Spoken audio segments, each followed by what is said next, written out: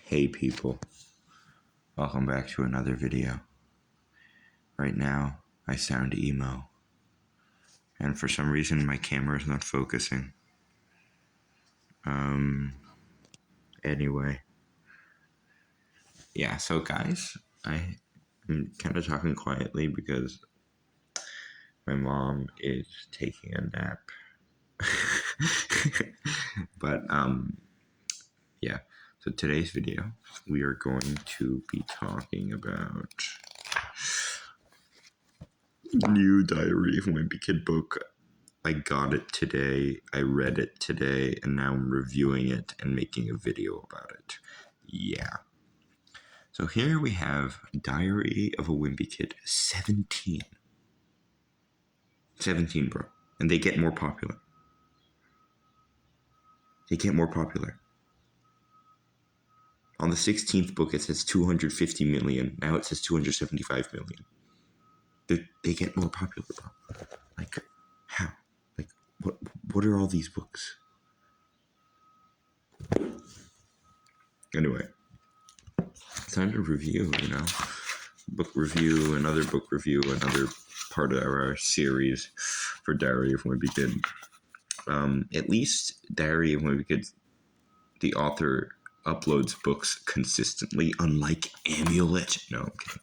No, but yeah, I'm happy this book came out. I've been excited to read it.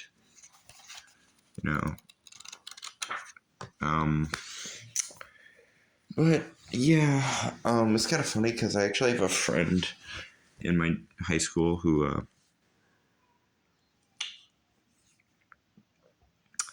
his mom works for the author Jeff Kinney, who writes these books, and I just found that out like on Friday, which was yesterday.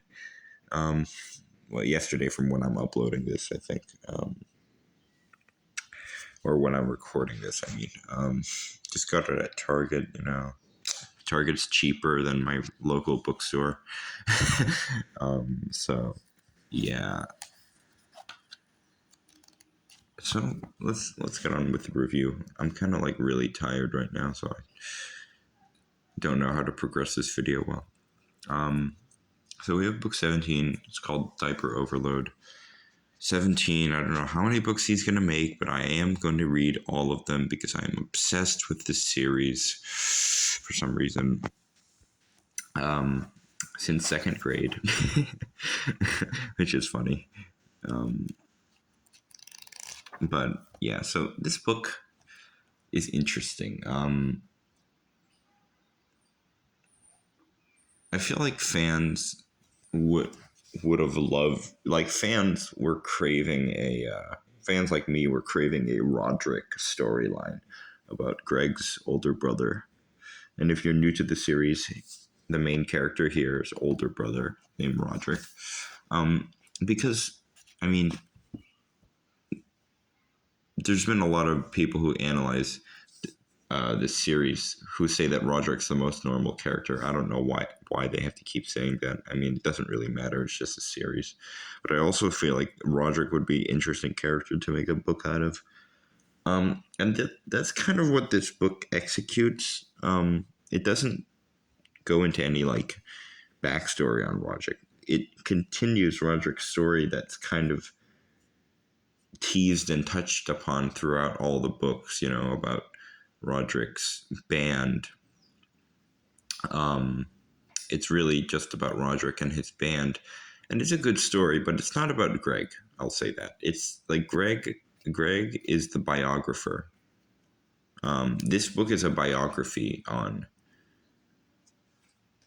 Loaded Diaper, which is Roderick or his older brother's band. It's their biography, right? And I, when I started reading it, I was like, okay, we're gonna go this route. I mean, in the beginning, Greg mentions that he's gonna follow in the footsteps of someone who's famous rather than actually be that person who's famous. And I felt like that portion of the book in the beginning was very intelligent, very important, and also very relatable. I mean, it was very true. So the book really started off well, and then we got into this whole uh, like backstory on Roderick and how his band tries to get famous. Um, and the story is kind of beautiful. I mean, it's like you could make a movie out of this book. This book would actually make a very good Diary of a Wimpy Kid movie.